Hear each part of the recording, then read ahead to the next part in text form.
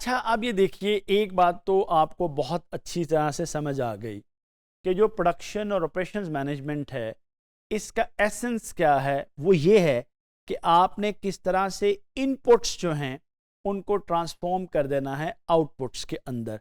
तो अब आइए ज़रा थोड़ी तफसील के साथ देखते हैं स्टेप बाय स्टेप कि जो हमारा प्रोडक्शन और ऑपरेशंस का प्रोसीजर है, इसके अंदर चीज़ें किस तरह से आगे बढ़ेंगी। अच्छा, अब आप देखिए कि सबसे पहले तो हम इनपुट्स को देखते हैं। आपको वो 4M वाली मेरी बात याद है? मैंने आपको मैन, मटेरियल, मनी और मशीन का जिक्र किया था, बिल्कुल आपको याद होगा। अच्छा, अब सबसे पहली जो इनपुट्स किसी भी प्रोडक्शन प्रोसेस के अंदर इस्तेमाल किए जाते हैं ना, उसमें सबसे पहले तो रॉ मटेरियल है। अब ये रॉ मटेरियल हर इंडस्ट्री में हर प्रोडक्ट के लिए डिफरेंट होता है। मसलन अगर आप फर्नीचर बना रहे हैं तो वहाँ पर लकड़ी, वुड इस्तेमाल होती है। अगर आप मेटल वर्किंग कर रहे हैं तो वहाँ मेटल है। अगर प्लास्टिक, मसलन आप लोगों ने देखा होगा कि प्लास्टिक फर्नीचर का रवाज बहुत बढ़ता जा रहा है, तो वहाँ प्लास्टिक का इस्तेमाल है। तो एक चीज़ रॉ मटेरियल हो गई। दूसरी चीज़ आपकी यहाँ पर ह्यूमन रिसोर्स हो गई। ह्यूमन रिसोर्स के अंदर आपकी लेबर आ गई और फिर लेबर की मुख्तलिफ स्किल्स आ गई।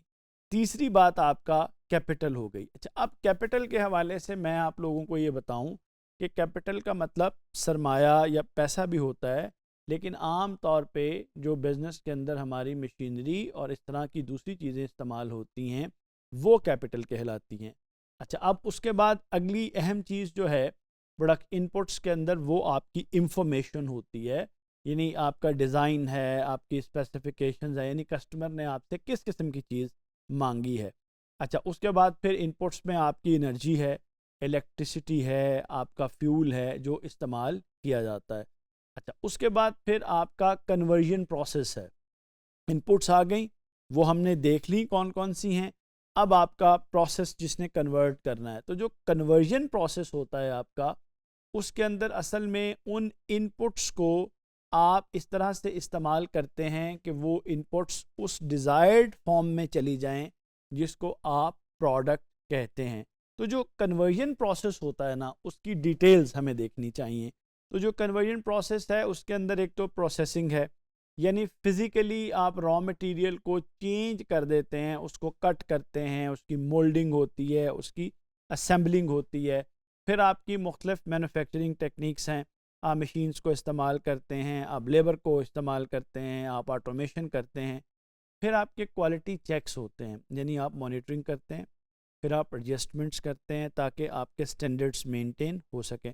मसलन आप लोगों ने ये जो कपड़े हम लोग पहनते हैं, कभी आप लोगों ने इसके प्रोसेस के ऊपर गौर किया है कि इसकी कन्वर्जन किस तरह से होती है? कभी आपको मौका मिले तो आप किसी टेक्सटाइल यूनिट को विज़िट करें। मसलन टेक्सटाइल के अंदर मुख्तलिफ हिस्से होते हैं। एक इसका जो है वो स्पिनिंग यूनिट होता है, जिसका काम असल में धागा बनाना होता है। तो जो स्पिनिंग यूनिट्स को अगर आप एक लम्हे के लिए देखें, तो जो स्पिनिंग यूनिट्स हैं वो करते क्या हैं? जो स्पिनिंग यूनिट्स का काम है वो ये है कि जो उनको कॉटन दी गई है, वो उस कॉटन को कन्वर्ट कर देते हैं यान या धागे के अंदर। और वो जो धागा है वो कहाँ जाता है जनाब? वो धागा फिर आगे वीविंग यूनिट्स के अंदर जाता है। टेक्सटाइल के वीविंग यूनिट्स जिनका काम कपड़ा बनाना होता है, ग्रे क्लॉथ, वो ग्रे मसलन वो धागा इनपुट के तौर पे, मटेरियल के तौर पर वीविंग यूनिट्स में जो जेट लूम्स लगी होती हैं वहाँ चढ़ाया जाता है। और फिर वो एक प्रोसेस से गुजरने के बाद अपनी शक्ल को बदलता है और फिर वो ग्रे क्लॉथ और कपड़ा बन जाता है।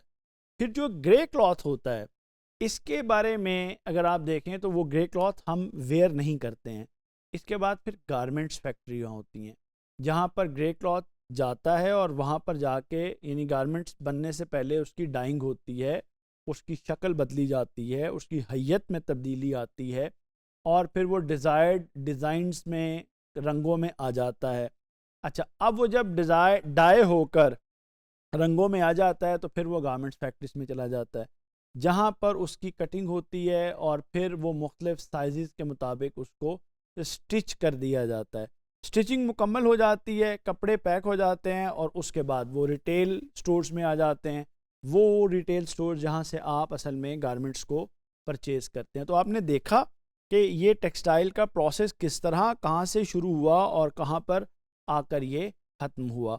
तो ये चीज़ आपके जहन में रहनी चाहिए। अच्छा, अब ये जो हमारी आउटपुट है, जो फिनिश प्रोडक्ट्स हैं, जो कि मैंने इस तरह आपको गारमेंट्स की मिसाल दी, इसके ऊपर अगर आप गौर करें तो फिर आपको नज़र आता है कि ये आम तौर पे फिर हम इस्तेमाल करते हैं। मसलन आप लोगों ने गाड़ियों को कभी देखा हो, कारें किस तरह से बनती हैं। अब तो आसानी ये हो गई है कि आप इंटरनेट के ज़रिए यूट्यूब या और ऐसे प्लेटफॉर्म जहाँ पर वीडियोज़ अवेलेबल होती हैं, वहाँ जाएं और आप देखें कि गाड़ियाँ बनाने का पूरा प्रोसेस आपको बताया गया है, यानी पूरी ऑपरेशंस वहाँ पर मौजूद है। तो आपके लिए मुमकिन हो तो आप उन ऑपरेशंस को वहाँ पर देखें कि किस तरह से रॉ मटेरियल मुख्तलिफ़ किस्म के एंटर होते हैं और किस तरह उनको इस्तेमाल करके फिर गाड़ियाँ बनाई जाती हैं। अच्छा, अब वो गाड़ियों के शोरूम से हम गाड़ियाँ ख़रीदते हैं। अच्छा, अब उसके बाद आपने देखा होगा, आपने इर्द गिर्द गाड़ियों के 3S डीलर्स होते हैं, इसी तरह मोटरसाइकिलों के भी 3S डीलर्स होते हैं। उन सब का काम क्या होता है? उन सब का काम ये होता है कि वो आपको रिपेयर सर्विसेज देते हैं और इस तरह से अगर कोई प्रोडक्ट में प्रॉब्लम आया है उसका फीडबैक रिसीव करते हैं और आगे भी देते हैं। अच्छा, अब इसमें एक जो आपका चौथा बड़ा हिस्सा होता है प्रोडक्शन प्रोसेस के अंदर, वो आपकी फीडबैक एंड कंट्रोल है। यानी आप प्रोडक्ट डिलीवर कर देते हैं, वो मार्केट में चली जाती है, वहाँ पर अब इस्तेमाल के वक्त जो इश्यूज आते हैं वो आपको रिपोर्ट होते हैं। उस फीडबैक को कलेक्ट करके फिर आप ये फैसला करते हैं कि किस तरह से आपने अपनी जो प्रोडक्ट है उसको लेकर चलना है या उसको आपने देखना है। अच्छा, अब देखिए जो चीज़ समझने की है ना, वो ये है कि जो प्रोडक्शन प्रोसेस होता है उसकी मुख्तलिफ टाइप्स कौन सी होती हैं। तो आइए अब देखते हैं जो प्रोडक्शन प्रोसेस है उसकी टाइप्स कौन सी हैं। अच्छा, एक तो जॉब प्रोडक्शन है, दूसरी हमारे पास बैच प्रोडक्शन है, तीसरी हमारे पास मैस प्रोडक्शन है और चौथी हमारे पास जो है वो कॉन्टीन्यूस प्रोडक्शन है।